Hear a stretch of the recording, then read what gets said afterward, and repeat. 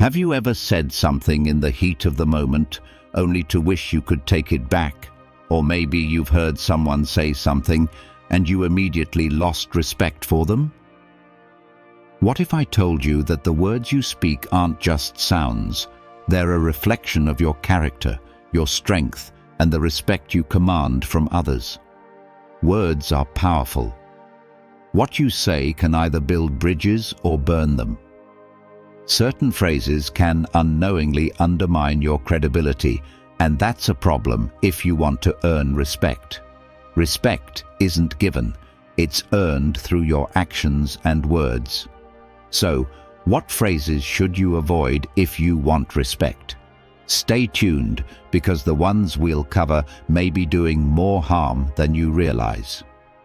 Ready to stop sabotaging your own respect? Let's dive into the 7 things you should never say and how a stoic mindset can change everything. Keep watching, because the last one might surprise you. But before we dive in, pay attention to this story, which will help you better understand the wisdom in this material. The story of Ryan. Ryan was a hard-working man, smart, kind, and always willing to help. But despite his best efforts, something was missing: respect. At work, his colleagues spoke over him. In friendships, people took him for granted. Even in his own family, his opinions were dismissed. One day, after being ignored yet again in a meeting, Ryan visited his uncle James, a retired lawyer known for his commanding presence. "Uncle," Ryan sighed, "why do people never take me seriously? I do everything right, but somehow I never get the respect I deserve." James studied him for a moment, then handed him a small, cracked cup. "Pour water into this," he instructed. Ryan did, but as expected, the water leaked right through the cracks. James smiled. "That's what's happening to your words. You keep speaking, but certain phrases are like cracks. They drain your authority." Ryan frowned. "What do you mean?" His uncle leaned in. "Respect isn't just about what you do, it's about what you refuse to say." Then he wrote down 3 sentences on a piece of paper and handed it to Ryan. "I'm sorry, but over-apologizing weakens your words. I think hesitation makes people doubt you. Does that make sense? Seeking approval lowers your authority." Ryan's eyes widened. "But I say these all the time." James nodded. "Exactly. The more you weaken your own words, the less people respect you." That night, Ryan made a decision. He stopped apologizing when he wasn't wrong. He stated his opinions confidently, without "I think." He spoke as if his words mattered, because they did. A week later, something strange happened. His boss started listening. His friends started valuing his words. His presence commanded respect, without demanding it. Because he finally understood, respect isn't given to those who speak the most. It's given to those who speak the strongest. The words you use shape how the world sees you. If you speak like someone who needs permission to exist, people will treat you that way. A cracked cup can never hold water. A weak voice can never hold respect. So choose your words carefully, because respect starts with how you speak. Before we begin with the first lesson, if you find these videos helpful, I encourage you to subscribe and turn on notifications to stay updated on the latest content. Let's begin. Number 1. That's just who I am. Let's talk about a phrase that sounds harmless, but actually says a lot about your mindset. That's just who I am.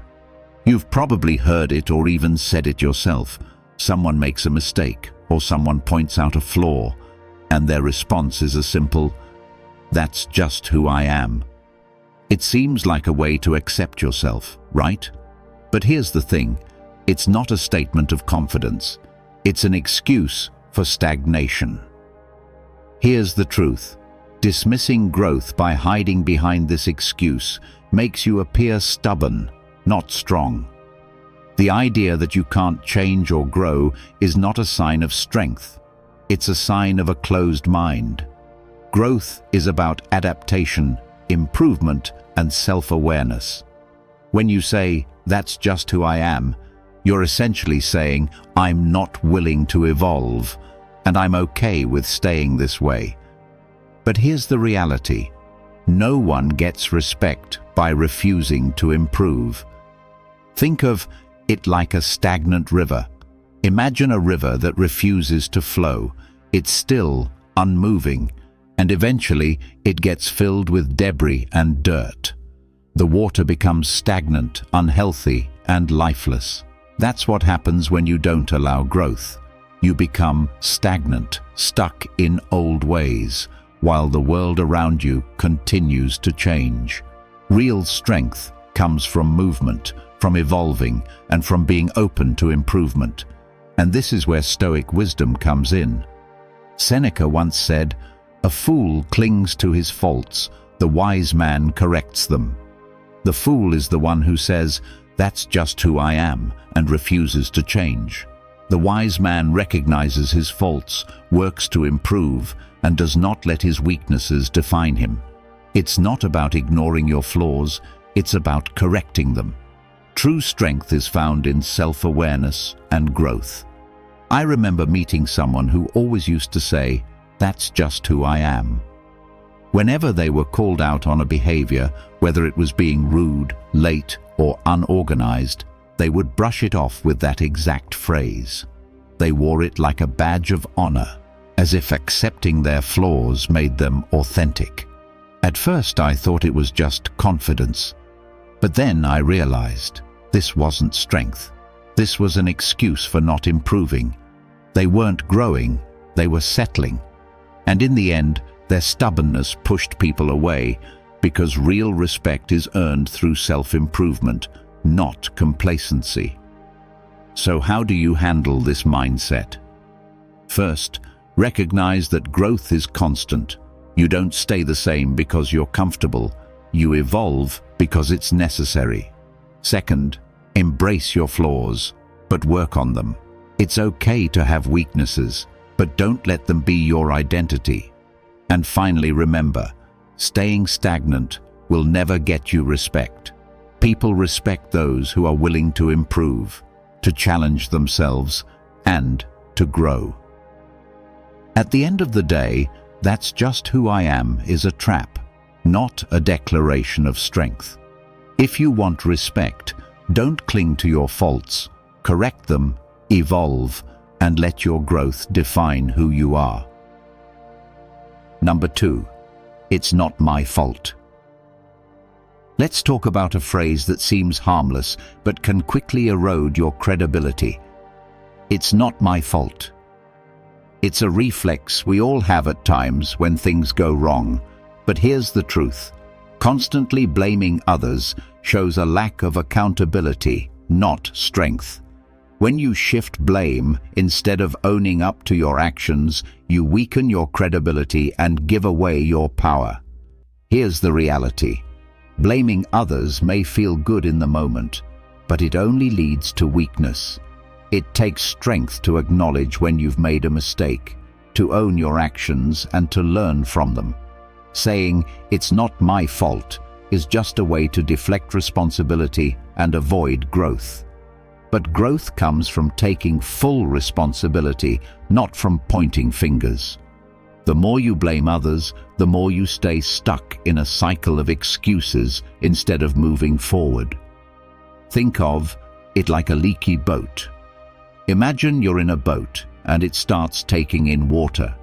Instead of fixing the leak, you start blaming the water for coming in or blaming the boat for being faulty. The more you blame, the more the boat fills up. But the moment you stop pointing fingers and start fixing the leak, that's when you make real progress. Blaming others does nothing to stop the water. It just drowns you faster. The key is to take responsibility, find the leak, and patch it up yourself. And this is where Stoic wisdom comes in. Marcus Aurelius once said, "You have power over your mind, not outside events.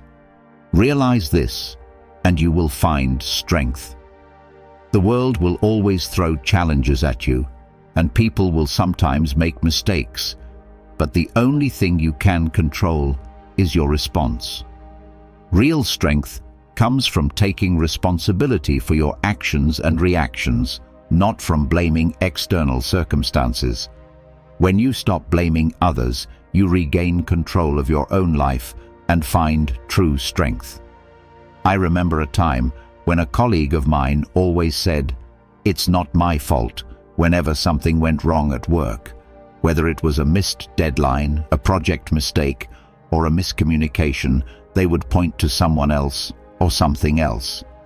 At first I thought it was just bad luck, but over time I saw the pattern. They were never willing to take responsibility for their own part in any issue. One day, when a mistake happened, I took full accountability, even though others were at fault too. I said, "Yes, I made an error, and here's how I'll fix it." And you know what happened? Not only did people trust me more, but they also respected me more. Because true strength isn't found in blaming others, it's found in owning your mistakes and doing something about it. So, how do you handle situations like this? First, recognize that blame is a waste of energy. The more you blame, the more you stay stuck. Second, take full responsibility for your actions. Even if things don't go perfectly, you have the power to control your response. And finally, remember, when you stop blaming, you start gaining control. People will respect your ability to learn, grow, and take ownership, and that's the real strength you need.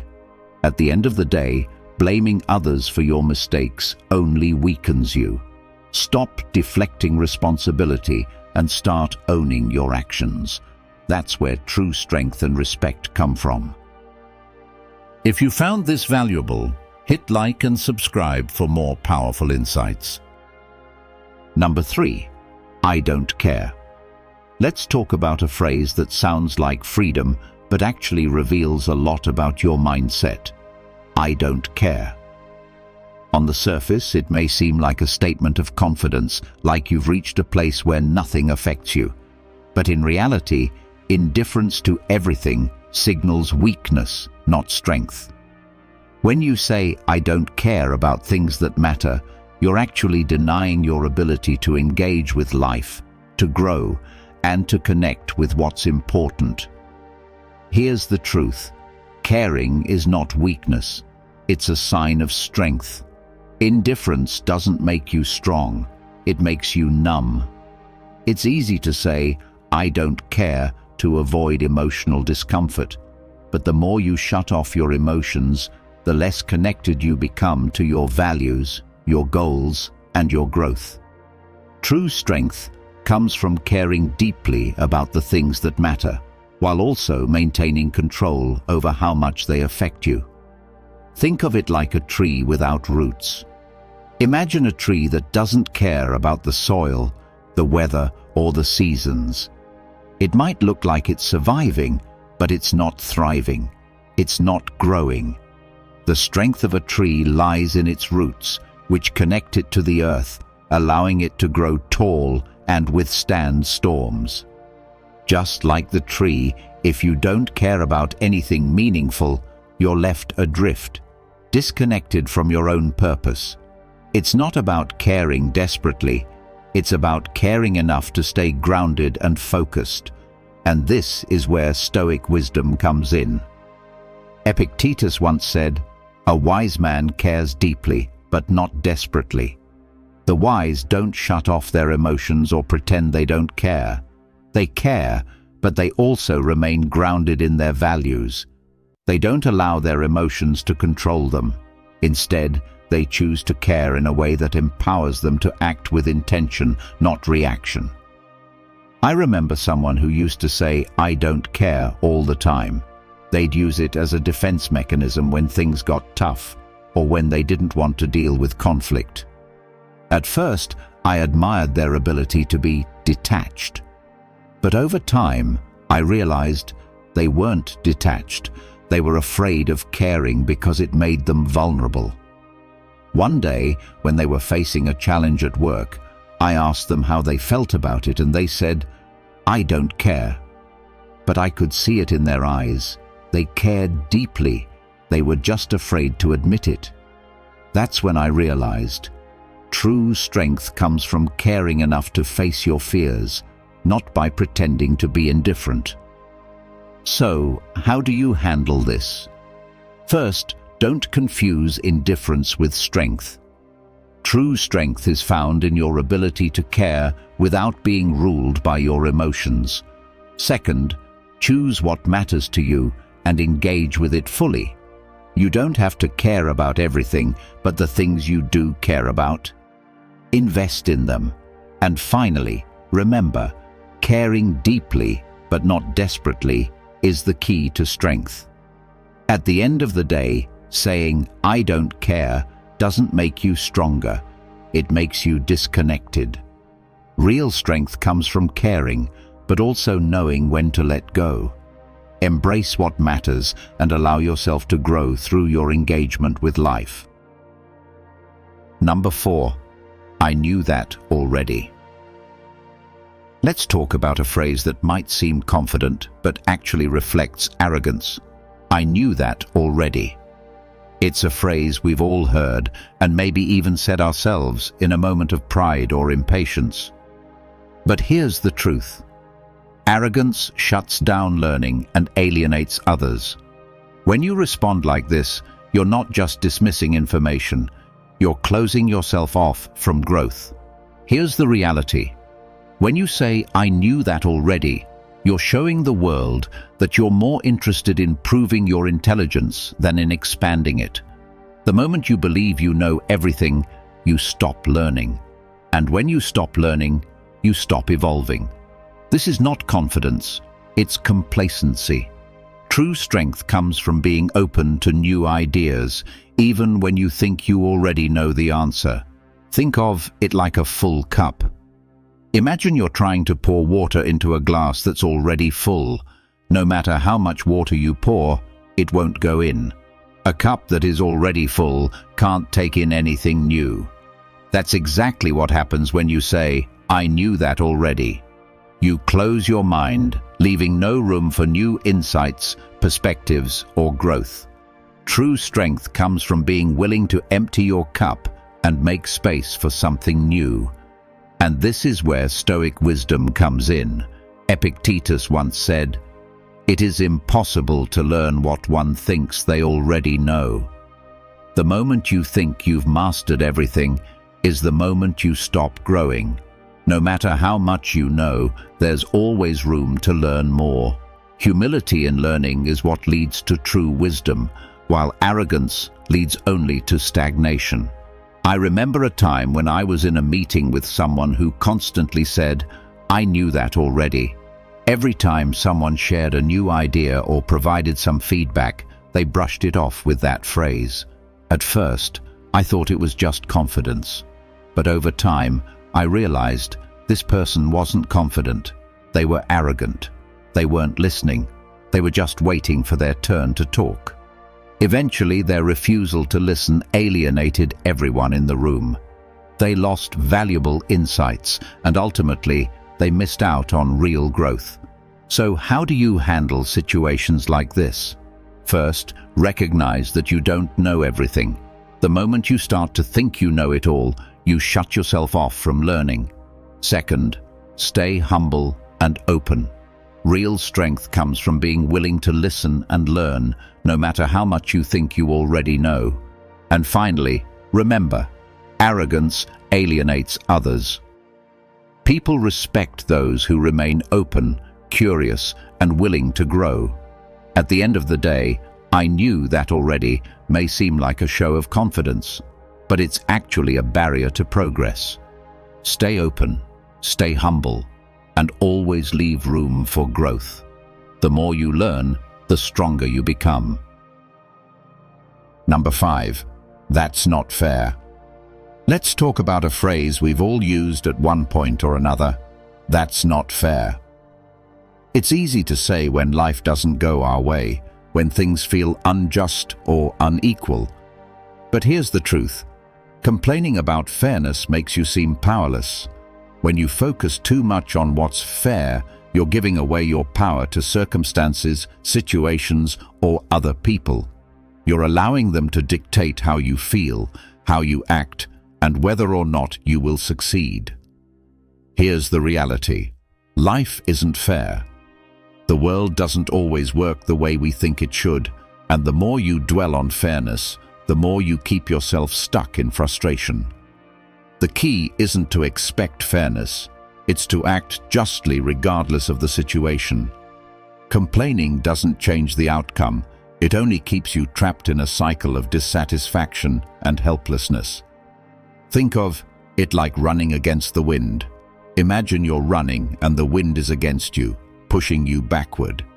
If you keep complaining about the wind, you'll waste all your energy. But if you focus on running despite the wind, you'll find a way to push through. Complaining about fairness is like standing still, waiting for the wind to stop. But the wise know you can't control the wind, but you can control how you run. And this is where Stoic wisdom comes in. Marcus Aurelius once said, "Do not expect the world to be fair. Act justly regardless." The Stoics understood that life doesn't owe you fairness, but you can still act with honor, integrity, and justice. You don't need the world to be fair to do what's right. In fact, acting justly in an unfair world is where true strength lies. I remember a time when I worked on a project, and despite my best efforts, someone else took credit for my work. At first, my instinct was to complain, "That's not fair." I wanted to call them out, to get justice, to fix what felt wrong. But then, I stopped myself. I realized focusing on fairness wouldn't change anything. Instead, I decided to keep doing my best, focusing on my work and my integrity, rather than trying to prove a point. Over time, my actions spoke louder than any complaint ever could. People noticed who was truly contributing, and I earned the respect I deserved without needing fairness to back me up. So how do you handle situations like this? First, stop expecting fairness. Life is full of challenges that may not be fair, but that doesn't mean you can't rise above them. Second, focus on acting justly. Don't let unfairness stop you from doing what's right. And finally, remember, complaining never changes the situation. The way forward is through action, not frustration. At the end of the day, the world may not always be fair, but you can always choose to act with fairness and integrity. Stop complaining about what's unfair and start focusing on what you can control, your actions, your attitude, and your strength. If you've watched the video this far, don't forget to leave a comment with a "thank God" and give it a like if you enjoyed the content. Your support means a lot and motivates me to keep creating more interesting videos. I hope you find inspiration in them and that we continue learning together. Thank you for your support. Number 6. They got lucky. Let's talk about a phrase that's often used to downplay someone's success. They got lucky. It's a quick way to dismiss someone's achievements without acknowledging the hard work and dedication that likely went into it. But here's the truth. Discrediting others' success reveals your own insecurity. When you say someone got lucky, you're essentially saying that their success isn't deserved and that they didn't earn it. But the reality is, success is rarely about luck. It's about preparation, timing, and effort. Here's the reality. Luck isn't the secret to success. Hard work and preparation are. When you attribute someone's success to luck, you're ignoring the countless hours, the skills they've developed, and the challenges they've overcome. It's easy to say someone got lucky, but it's much harder to look at their journey and recognize the effort it took to get there. Instead of focusing on someone's luck, start focusing on how you can prepare yourself for success. Think of it like a game of poker. In poker, you can't control the cards you're dealt, but you can control how you play them. If someone wins, it might seem like they just got lucky with their hand, but in reality, it's their strategy, their timing, and their ability to read the game that led them to win. Luck may have played a role, but preparation and skill won the game. The same goes for success in life. Luck is a small part of the equation, but being prepared is what makes the real difference. And this is where Stoic wisdom comes in. Seneca once said, "Fortune favors the prepared mind." Success doesn't just happen because of random chance. It happens because someone is ready when opportunity strikes. Preparation is what opens the door for success. And that's not luck, it's strategy. When you focus on preparing yourself, you take the luck factor out of the equation and create your own opportunities. I remember someone saying they got lucky when a friend of mine launched a successful business. At first, I thought maybe it was just their perception, but when I looked deeper, I realized luck wasn't the reason for success. My friend had been planning this business for years. They took risks, studied their industry, built networks, and put in hours of hard work before their success even began to show. They weren't just lucky, they were prepared. And that's when I realized success isn't just about what happens to you, it's about how prepared you are to take advantage of the opportunities that come your way. So how do you handle situations like this? First, stop focusing on luck. When you credit luck, you dismiss the effort behind success. Second, recognize that preparation is the key. The more you invest in your skills, knowledge, and mindset, the more opportunities you'll attract. And finally, remember, when you prepare yourself for success, luck becomes a part of the journey, not the reason for it. At the end of the day, discrediting others' success by calling it luck only reveals your own fear and insecurity. Start focusing on your preparation and watch how your own success begins to unfold. Fortune favors the prepared mind. Number 7. I give up. Let's talk about a phrase that can weaken your resolve and diminish your strength. I give up. It's easy to say when things aren't going your way, when challenges feel insurmountable, or when frustration sets in. But here's the truth. Quitting too soon weakens your resolve in the eyes of others and signals that you're not willing to fight for your goals. Giving up might feel like relief in the moment, but it does nothing to build your character, and it certainly doesn't earn you respect. Here's the reality. Giving up means you're letting the obstacle win. Every time you quit, you're not just stepping away from the challenge. You're telling yourself that you don't have what it takes to overcome it.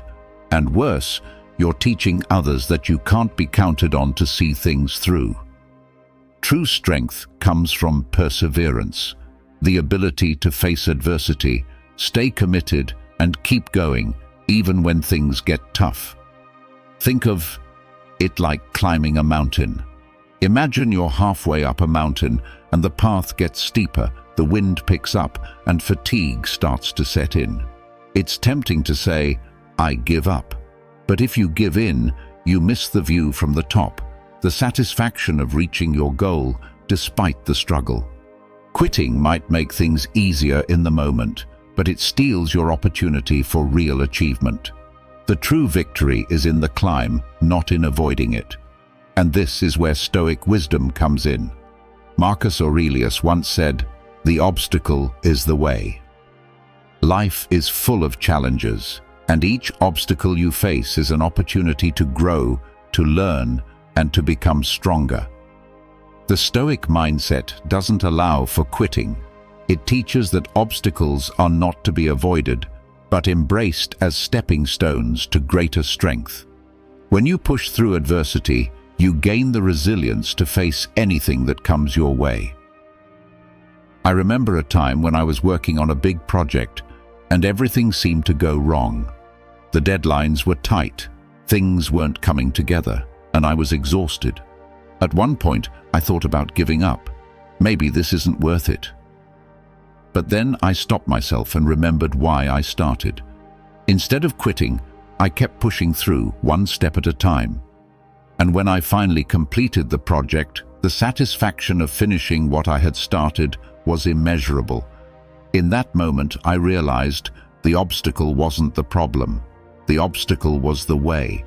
It was the challenge that made the success worthwhile. So how do you handle moments like this? First, recognize that obstacles are part of the journey. Quitting doesn't make things easier. It just stops you from achieving something greater. Second, embrace the challenge. The harder the climb, the sweeter the reward. And finally, remember, your resolve is tested in the moments you want to give up, not in the moments you keep going. At the end of the day, saying, "I give up," only weakens you. The true strength lies in persevering through the obstacles and using them as fuel for your growth. When you don't give up, you gain the respect of others, and more importantly, you gain respect for yourself. If you found this valuable, hit like and subscribe for more powerful insights.